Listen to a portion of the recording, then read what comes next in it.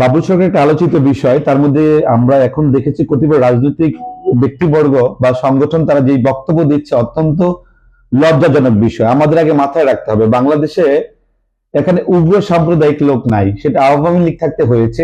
সেই সময় সরকারি রাষ্ট্র প্যাট্রোনাইজিং এ দেশে অবৈধভাবে ক্ষমতাকে দীর্ঘায়িত করার জন্য তারা বিভিন্ন সময় উগ্রতাবাদী সংগঠনকে দেখিয়েছে। অত্যন্ত দুঃখের সাথে বলতে হয়, আজকে যারা বারবার আইনের শাসন বলে বিচারের কথা বলে বাবুল সরকারের পক্ষ নিচ্ছেন তাদের জন্য ধিক্কার জানাতে হয়। কারণ আমাদের দেশে প্রচুর নাস্তিক অ্যাথিস্ট যারা রয়েছেন তারাও বসবাস করতেছেন। কয়টা অ্যাথিস্টকে আমি ঢাকা ইউনিভার্সিটিতে পড়াশোনা করেছি, সেই জায়গায় তো অনেকে দেখছি তারা অ্যাথিস্ট মনোভাব ধারণ করে, তাদেরকে তো আক্রমণ করছে না, তাদেরকে মারছে না। তার মানে কি এখানে কেউ এটা সৃষ্টিকর্তাকে বিশ্বাস করা আমাদের কাম্য। আমাদের ধর্মীয় নলেজ থেকে যদি বিশ্বাস না করি, কেউ না করে, তারা বসবাস করতে, তাদের মধ্যে সেটা নিয়ে সমস্যা নাই। সবচাইতে বড় বিষয় হচ্ছে ধর্মীয় উস্কানিমূলক বক্তব্য প্রদান করা। আর বেসিক্যালি বাবুল সরকার যে বক্তব্য দিছে, আমি বলবো ওনার ফাঁসি, মানে এটা হচ্ছে ইন্টারন্যাশনাল ক্রিমিনাল ট্রাইব্যুনাল যেটা করেছে, ওই দিনের শর্ট টাইমে হাসিনা বিচার করেছে।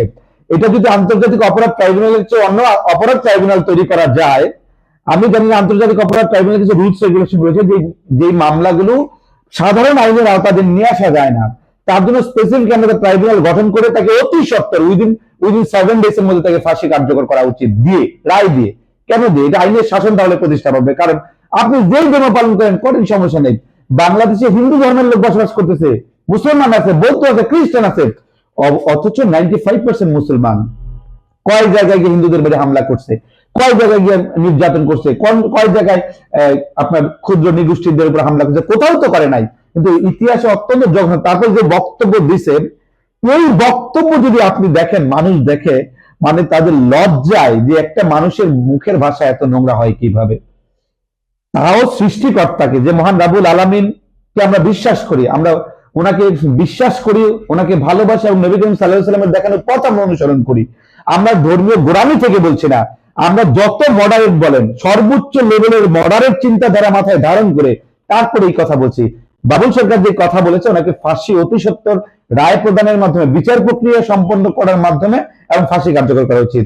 আপনারা দেখেছেন ধর্মের হজের বিষয় নিয়ে লতিফ সিদ্দিকী যখন ধর্ম প্রতিমন্ত্রী ছিলেন, সেই সময় বিভিন্ন অসভ্য বক্তব্য দিয়েছেন, তবু এত দূর গড়ায় না, উনি জেল খেটেছেন, ওনার পলিটিক্যাল কেরিয়ার অনেক ধস হয়েছে। কিন্তু অত্যন্ত দুঃখের সাথে বলতে হচ্ছে, এখন কতিপয় নতুন নতুন রাজনৈতিক দলও দেখি তাদের গায়ে সমাজতন্ত্রের তকমা লাগাতে, না কোন তকমা লাগাতে, না ইউরোপকে খুশি করতে, না আমেরিকাকে খুশি করতে তারা বাবুল সরকারের মুক্তি চাইতেছে। মানে সেই, মানে এটা লজ্জাজনক একটা বিষয় জাতির জন্য। আমি স্পষ্ট ভাবে বলি, আজকের বাবুল সরকার যেই বক্তব্য দিয়েছেন, এই বক্তব্যের মাফ হয় না। কিছু বক্তব্য আছে জাতির কাছে ক্ষমা চাইল, কিন্তু ধর্মীয় উস্কানি প্রদান করে দেশের মধ্যে ধর্মীয় দাঙ্গা সৃষ্টি করার একটি পরিকল্পনা করেছে। সেই জায়গায় ওনাকে বিচারের আওতাধীন এনে অতি সত্বর কার্য করতে হবে। যেসব ফরহাদ মাজার সাহেব অনেক বিজ্ঞ মানুষ, আমরা দেখেছি এই ধরনের ব্যক্তিবর্গ যে ধরনের বক্তব্য দিচ্ছেন, ঘরের মধ্যে বউ উপদেষ্টা বানাইছে, জামাইরা পেছনে বক্তব্য দেয়। আবার নাস্তিক বলতাম তাহলে ওয়েলকাম, কিন্তু নাস্তিক না, সে হচ্ছে ধর্মীয় দাঙ্গা লাগানোর নায়ক। সেই অপরাধে তাকে কেন শাস্তি পাবে না? সো আমি স্পষ্ট বলতে চাই, যারা পক্ষ নিচ্ছেন বা নিবেন, সুতরাং খোদাদ্রোহী, আমি ধর্মকে, চেতনাকে লালন করেই বলছি। এবং আপনারা যদি অন্য ধরনের চিন্তা করেন, স্বাভাবিকভাবেই মুসলমানও যদি হিন্দু ধর্মের উগ্র চেতনা ধারণ করে, সেটাও ধর্মীয় এক প্রকার একটা দাঙ্গার জায়গায় চলে আসবে, সেটা তো কেউ ধারণ করছে না। তো অতি সত্য তাকে গ্রেফতার যে করেছে, এখন বিচারের আওতায় আনতে হবে। এবং যারা বেসিক্যালি, যারা, আমি শেষে দেশের সমগ্র জনগণকে বলতে চাই, যারা তাদের পক্ষে কথা বলছেন, আপনাদেরকে প্রতিবাদ গড়ে তুলতে হবে এবং আপনাদেরকে সামাজিক সচেতনতা বৃদ্ধির মাধ্যমে যারা এই ধরনের কুলাঙ্গাররা তাদের পক্ষ হয়ে দাঁড়াচ্ছে, তাদের বিরুদ্ধে আপনাদের বৃদ্ধাঙ্গুলি দেখাতে হবে যে এরা হচ্ছে আধুনিক সমাজতন্ত্রের কথা বলে দেশের ধর্মীয় সম্প্রীতি রক্ষায় না, ধর্মীয় সম্প্রীতি নষ্ট হয়ে একটি উগ্র চেতনাবাদের পুনর্বাসন করার চেষ্টা করছেন।